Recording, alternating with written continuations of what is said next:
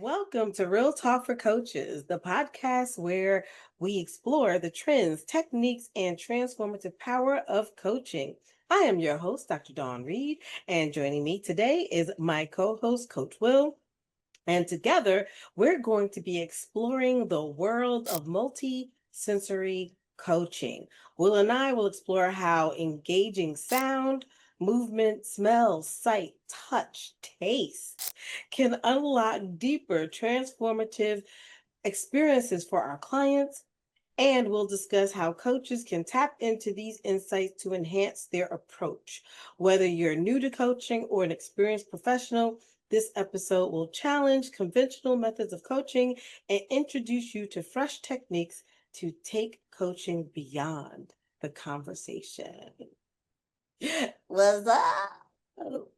What's going on? What's happening? Nada. I think this is going to be a fun segment. Yeah, it may be a fun segment. I think so. It's going to be a fun segment because I'm going to do a couple of demos. So this is probably going to be important for those who are listening on Spotify and iHeart and Apple Podcasts or wherever you're listening. You probably want to go to the YouTube for this one, like for Mhm. real, because I'm probably going to do a couple of demos because we're talking about Oh, nice. senses and sensory stuff. And I get a big kick out of this. So I think we're gonna have fun. Mm. So what's going on, good sir? How are you today? What's I going am on? I am doing well. I am doing well. Another day in paradise, as my father used to say. Yes. But hey, we're here. We're here. Here we are. Yes, yes. Likewise, doing very well. I can't complain. Things are just like, doing what it do. So, there you go. Mhm. Um, to get into this, I do want to say that, I am certified in mindfulness techniques and mindfulness coaching. And so I am going to be taking a lot of the exercises and things that I do in my practice part of this. And any experiences, whether they're personal or professional, that you have, Coach Will, definitely share because I want people to know that this idea is not new. Like it does come from learning and development. It comes Mhm. from working with populations who may have learning uniquenesses or learning differences. Like yourself, I know your daughter, my goddaughter, has a learning, uniqueness. I have my oldest son who was adopted, as well as my middle son have learning uniquenesses. And so I've definitely seen the bridge between some of the techniques of using multisensory techniques and coaching and how we use it with neurotypical people in a coaching setting or with a coaching lens. So I think this is going to be some fun. Mhm. Yes. Mhm. So you want to dive into this? Are we going to dive into this now? Sure, go ahead. Take Go take a ahead. dive. Take a dive. So the first thing I'll kind of start off with saying, traditional coaching is really conversational, right? A lot of it Mm. is what we call motivational interviewing or powerful questioning to help our clients optimize their full potential. It's that partnership, right? Right. Traditional coaching. But when you start to add in multisensory activities and exercises, it allows you to go beyond the traditional questions that we ask as coaches and bring Mhm. in activities and bring in um, approaches that will help our clients make quicker mind shifts, quicker learning, right? Because there are many studies out there that shows when you combine the senses with cognition or the senses with learning process, it has a better chance of moving from short-term to long-term memory. It has the potential to create the habits quicker. It helps with memory. So there's so much that we as coaches can incorporate in order to help our clients make quicker, lasting transformations. So, yeah, yeah. So let me ask, when you look at things like this, would this be because I know you said at the beginning this is uh with people with learning differences and things of that nature. So this type of coaching would be along the lines of with people with those certain things, ADHD and things Mhm. of that nature. Correct? Absolutely. So, and it's funny that you mentioned ADHD in particular, and this is funny, and I laugh at this all the time. So there is a platform that I'm on, right? I'm on three different platforms as a coach. One of the platforms that I'm on, they go, yeah, it's in your profile that you work with people with ADHD. I'm like, who put that in my profile? Because like I am not an ADHD coach, which maybe I need to go and take some training on that to fine tune some things. But like, I am not an ADHD coach. But because of the work that I do, the techniques that They're I use, associated. exactly, it works for Mhm. that demographic. So I work with quite a few neurospicy people. I work with people who were diagnosed with ADHD. I work with people who were diagnosed on the spectrum at the high functioning end. Mhm. So I Mhm. find it interesting that I do have those clients, but I'm like, I'm not trained in this. This is not my area of expertise. But I think because of the mindfulness work, the psychology work, and the fact that I have two individuals who are neurospicy, I think I just fell And into it the could, role. could come natural to you because of that. Right, right, Because you exactly. have two individuals that are there, so you adapt naturally to doing it, and you could use your coaching aspect to say, okay, I could focus in on this because this is firsthand for you. Right. Right. Yeah. That's a good call out. That's like a really good observation. And I Mhm. definitely resonate with that because it does come naturally. Like my oldest son was diagnosed with dyslexia and ADD in kindergarten, Mhm. right? So from kindergarten to high school, I worked nonstop with the school system with techniques that work with how his brain works. Right. My middle son was diagnosed with I'm sorry, oldest son was ADHD. My bad. Although it's all one now, but anyway, um, my middle one was diagnosed with ADD. So he had the ADD component. My oldest one had the ADHD component. And my oldest son was diagnosed on the autism spectrum, and he has graduated college with two bachelor's degrees. Hello. Yeah. He drives, he works, he is an entrepreneur, he has his own business. And I have coached him along the way. And a lot of the techniques that I currently use with some of my clients, I took it from that experience. And because I started seeing an increase in neurospicy clients in that demographic, I started to read more, learn more, understand certain techniques more in order to better accommodate them from adults and through a coaching lens, right? And so yeah, I have absolutely been utilizing some of the things that we're going to talk about to help not just my neurospicy demographic, but my neurotypical demographic as well. And and I've used some of these things in my own personal life to help me with moving forward and learning at a deeper level to tap closer into my memory and to transform a lot sooner. So yeah. Okay. Yeah, like with me and my daughter, she has ADD. They're all under one umbrella, but she Yep. does have she was diagnosed with ADD. She was never diagnosed with dyslexia, even though I personally feel like she has a form of it. Okay. Um, but I'm not a doctor. I don't even play one on TV.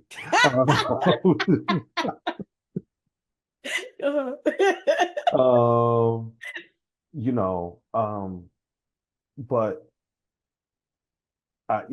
some of the techniques that we're going to talk about have helped her.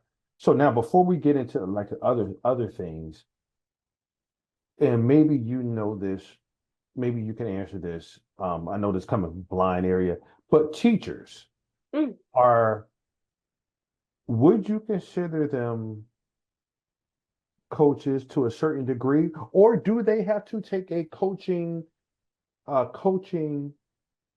class per se? I love that question. And the FYI, my bachelor's, or was it my master's? I can't remember which one. I can't remember which one. It might have been my master's.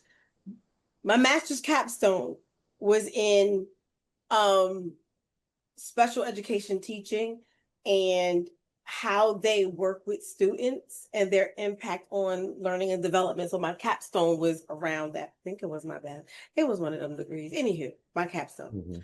Mm-hmm. Um, and one of the things that is an emerging market as we're moving forward is coaching teachers. So I'm also a vendor for federal government contracts and my local contracts and state contracts. So I do participate in the RFP process, and I do work with school districts in educating teachers. I was also a member of SPAN, and I was also very heavily involved in the PTA and education process when my children were in school, right? In elementary and in high school and all that good stuff. Mm-hmm. I would say more teachers are taking coaching and it's part of their training now than it was when my kids were in school and they had to have IEPs, individual education plans. Yeah. So to answer your question, it's better now than it was in the past. And there are many coaches, and I also recommend many coaches, especially if you're already in the education field or industry, is that would be a great place to build your coaching niche in helping teachers develop coaching skills or coaching competencies. To answer your question, our teachers coaches, they are coaching professionals. I have always seen coaching as a tool that teachers can use in order to better communicate with their students, with their parents, with the administration, in order to process information themselves and make sure that they are using coaching as a tool in their practice of teaching. So, in my mind, teachers are a type of coaching professional, just like nurses are, doctors are, lawyers are, leaders are. There is a need and a specialty to build in coaching into these fields. Because remember, coaching is a tool just as much as it is an industry and a profession. Mm-hmm. Mm-hmm. Okay. Okay. So I'm gonna let you get into your examples, your demos, if you're ready to. Oh, of course. Yeah, yeah, yeah. So a couple of things. So when we talk about senses, we're talking about, and I'm going to say six senses, right?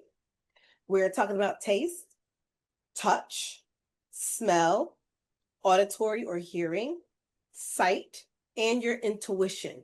Intuition is your sixth sense. I told you that speech impediment be coming up sometime. Let me tell you. I'm just happy you didn't say we were all dead. Like the It's movie. like I see dead people. Yeah, like I'm like, oh I'm sorry. man. I love that movie though. Yeah, I yeah. like that movie. But that sixth sense is very important, and that is a sense. So, I find that I do movement and sound and touch the most Okay. in my coaching. So, for example, I have a mindfulness coaching package. It's my Quartz coaching package, and Mm-hmm. it combines mindfulness as well as coaching, right? So I kind of combine the two. And I do guided meditation, so we're getting sound. And I also talk about physical sensations. So as I'm doing guided meditation, whether it's a recording or whether it's during your coaching session, I kind of guide the client into feeling their body, feeling where you're experiencing stress or pain, confusion, um, what's coming up when you have a thought. Like all of that is about sensory. and how your nervous system is impacted by your thoughts and your feelings and your experiences, and what can you do to shift them. So for example, I might have my client, and we could do, I'm gonna try to do it in really 60 seconds, and you can practice along.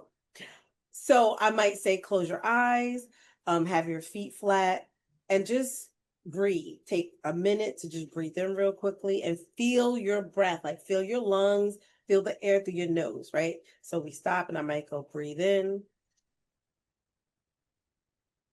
hold it for about 4 seconds, and then breathe out, feeling your breath, feeling the air, and your lungs expand and collapse. Inhale, feeling your lungs expand, the air through your nostrils.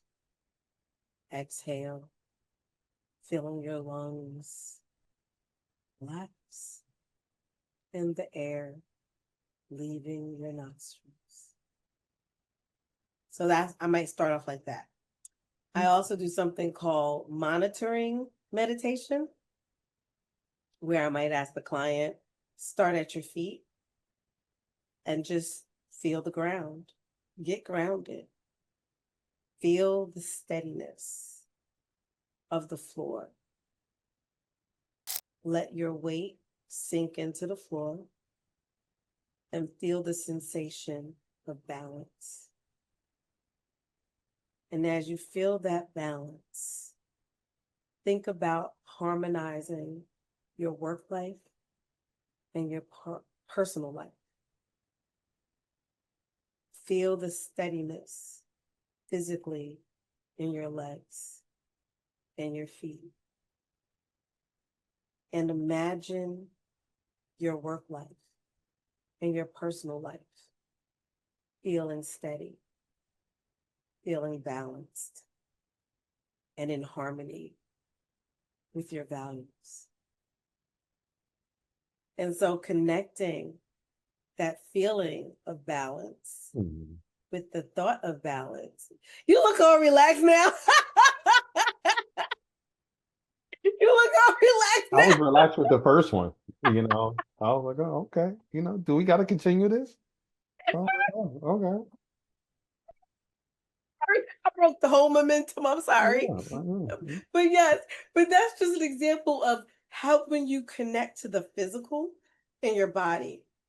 I'm a person who experiences stress like in my shoulders, in my neck, in my back, in my head. So again, I might use that sensation and have a person breathe into it. And when you inhale, you're breathing in positive light energy like a feather, having them imagine like a feather touching it, and just a little bit of ASMR to your shoulders, to your head, and just going like this with them. Like, just feel it. And I even tell people do this with themselves. Like, you can take your hands and you could just over your temples, and like you're just like a feather, just lightly scooting it away. If you feel it in your shoulders and your neck, scoot it away, rub it away, breathing in and out. And so again, you're connecting the physical and the psychological with what you're doing, and movement. Another quick one is if I have a client come in to the coaching session, right? And they have a lot of energy. You need to calm down. People be coming in, and I'll go, time out. How would you like to kind of, let's get ourselves centered and just get into a place of focus so that we can really tackle what you like to tackle. How does that sound to you? And if they're in agreement, cool. If they say no, it's no, and I just let them vent, and then I'll figure out how to move on. I'll be sneaking some stuff in there. Don't get me wrong. I'll be sneaking stuff in there. But I ask their permission. And then we do a breathing exercise. And very similar to what I did earlier with you is just the, getting grounded, the breathing and holding the breath, and they get relaxed. On the same token, Sometimes I get a client, especially my clients where I have a late night and we're coaching anywhere between 7:30 and 9 o'clock at night. Ooh, child. Those clients need energy. And so I do quick rapid breaths and quick movement. So for instance, and I'm kind of going to show it. So if you watch the YouTube video, you'll see it. If you're just listening to me, you're not going to see it, but that's okay. And so I might say, breathe like a woman in labor, right? Because remember, when women breathe like that, when they're having labor, it's to give that energy to push. Think about that, right? Mm-hmm. So it's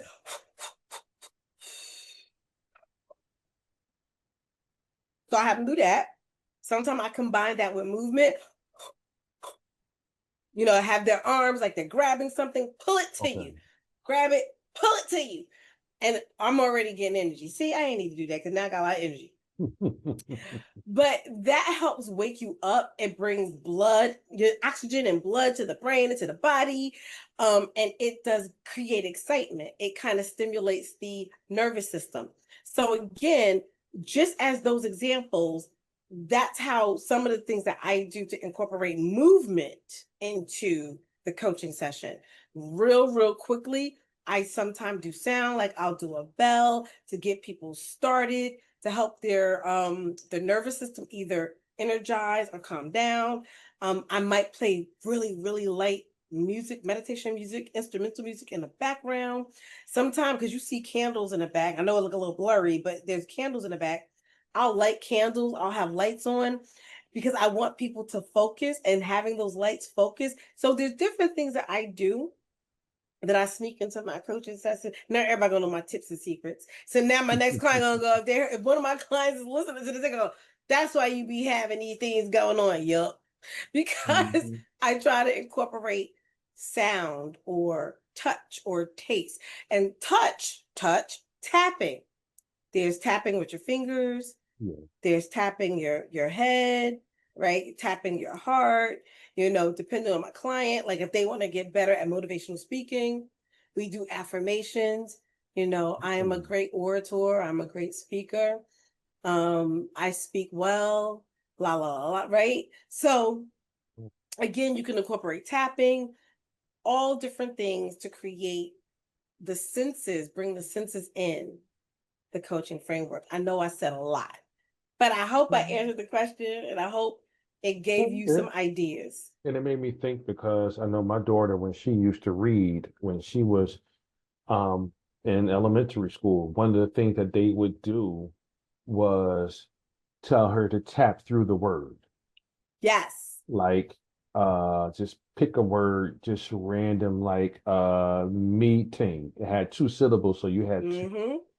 two taps, meeting, companion.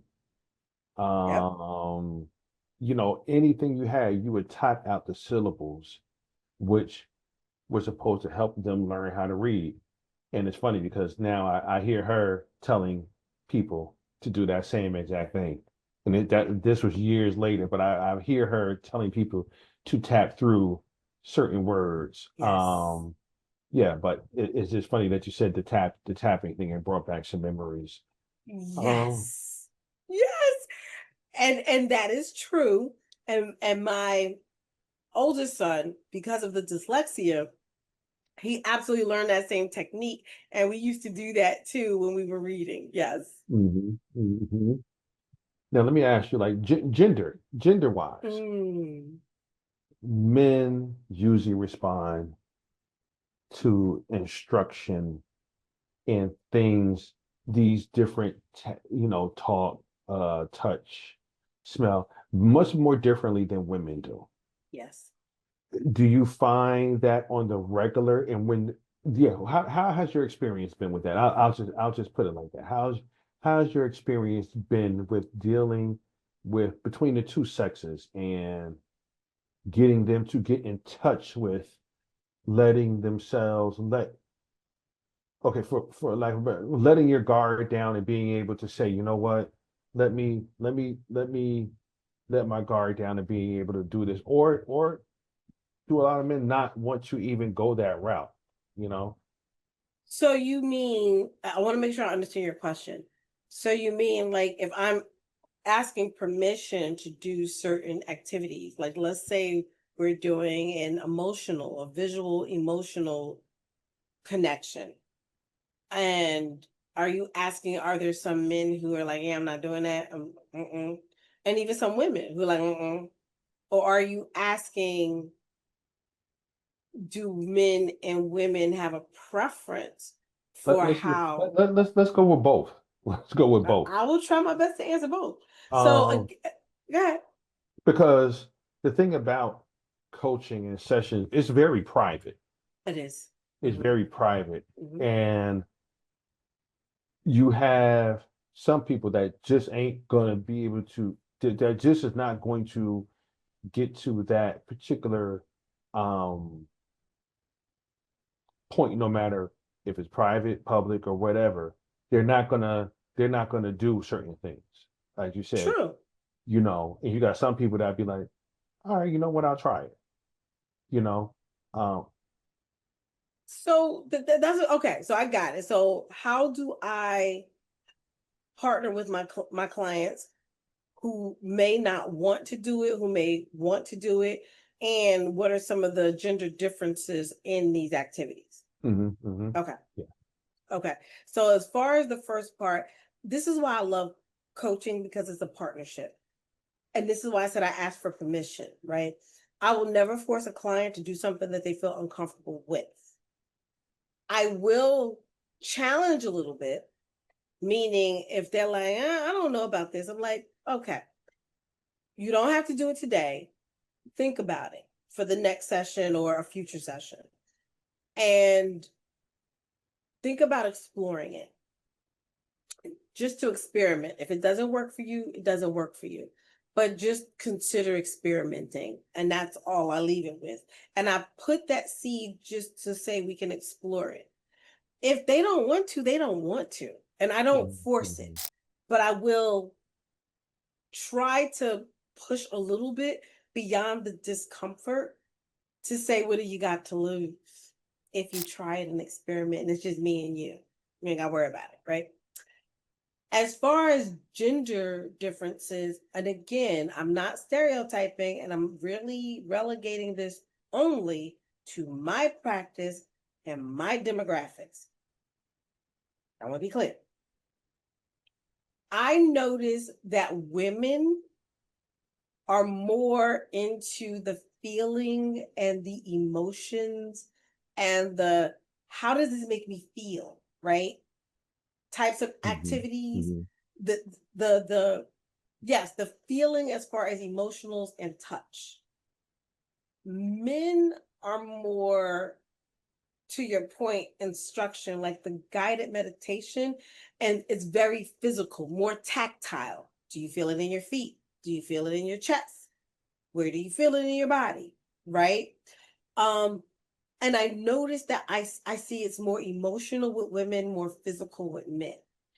I look for cues. If and this it doesn't matter if they're a male or female or non-binary, it doesn't matter how they identify. I listen for words.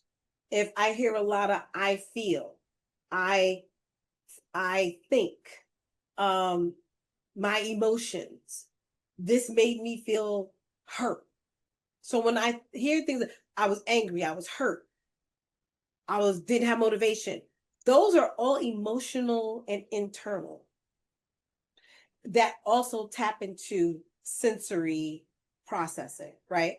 Mhm. And so Mhm. that tells me make it more emotional. When I hear clients say physical things, or it's more like I hear logic and I was thinking, it didn't go right. I didn't like the way it went. I saw this. I heard this. This is what I heard. Right. To me, it's much more physical than emotional. And so I use words and language that I hear from my clients to base how I tap into sensory processing Mhm. with Oh, that client. okay. And so any like as a male, like when you hear this and you think about it, what comes to you? Like if you're in a coaching session and I'm like Yeah, well, let's do this exercise. Like, where do you think you might gravitate to? Is it more of the feelings that you're processing or the physical sensations in your body that you're processing? I'm a pretty much open-minded type of person. So for me, it could be a little bit of both. I got you. Um, it really depends on what I'm there for or what the topic is about. Mm, But I'm pretty much open-minded to trying things. So for me, um, the touch part, it doesn't bother me. The trying to be, trying to be uh for lack of a better, trying to show more of the softer side and be in touch with that other side of me doesn't bother me. So I can say, okay, let me listen, let me, go through this instruction and see how I feel on the other end of this. If mm, I don't like it, I ain't got to do it no more. I don't gotta do it no more. I can Exactly. I can express that and say, yeah, I wasn't feeling too comfortable with that, or things of that nature. So yeah, that's where I'm at. Awesome. Thank you for sharing that. That and actually, clients who have an open mindset, whether it's female, male, or non-binary, clients who are open-minded and experiment tend to see better results, right? And even if it's uncomfortable and they're willing to work through the discomfort, they do find that there's benefit and they see the transformation that happens for them. Like within 2 weeks, especially if they practice based upon what we agree upon in the coaching session, they will report to me, I am seeing a difference. I was able to remember, I was able to calm myself, I was able to think differently about it. Your words, came back. The little meditation thing that we did, and the guided meditation helped me in the meeting that I had. Like, so they do see it and it comes back to them Mhm. because they experimented with it. And this is a great segment and wrap up. I want to leave a couple of like examples and studies that people can kind of read more on because again, there's historical data and research on this methodology and this concept. We're just bringing it into the coaching space and applying it through a coaching lens, and it's having tremendous benefit with people. So, Orton Gilliam approach, which we see a lot in the learning space, especially with secondary learning. Mhm. I'm sure your daughter, my sons, they definitely, I remember this was in the IEP that they were going to use the Orton Gilliam approach in their learning. And so you can definitely find more information by looking up that approach. Sensory integration in coaching, Beth Pfeiffer, Teresa May Benson, and Stephanie Bodison, they published a study in the American Journal of Occupational Therapy exploring how sensory integration impacts learning and participation. And so that's that bridge for how these techniques are supporting the coaching space. Yeah. Parent coaching and sensory processing. So again, you have Susan Allen, Fiona Knott, Amanda Branson, and Shelley Lane. They were the researchers. They conducted a scoping review on coaching parents of children with sensory integration difficulties, highlighting the effectiveness of occupational therapy intervention. So, again, this is something that comes from the occupational therapy and learning and development spaces where you can tap into it as a coach and take that information and bring it into your coaching sessions. And finally, the Star Institute, they did research. They've published over 45 studies on sensory processing since 2020. And they focus on how sensory experiences shape learning, emotional regulation, and coaching effectiveness. Effectiveness, y'all, sorry. So definitely check out the Star Institute research. So those are things that you can Google. You can ask any of the AI applications so that you can do some further exploration as a coach and see how you can integrate some of this information into your coaching practice. Do you have any closing thoughts, Mr. Coach Will? My only closing thought would be, I'm ready for a umbrella drink. My only closing thought. No, but I hope everybody learned from everything that we have been talking about and discussing over these past few weeks and in months. And if you have any questions, you can always go to Read Ready, life coaching and get more information. Yes, sir. Thank you so much. And you can also go to drdawnreed.com for more information. And please remember to follow us on social media. Both Coach Will and I are on LinkedIn. Mhm. And we're on Instagram. I'm also on TikTok and I'm also on Facebook. So feel free to follow me on those particular social media platforms.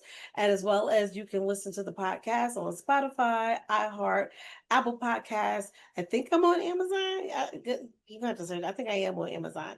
Um, I'm on quite a few little platforms. And you can Mm. also go to the website and go to the podcast link, and you can Huh? also get to the podcast from there.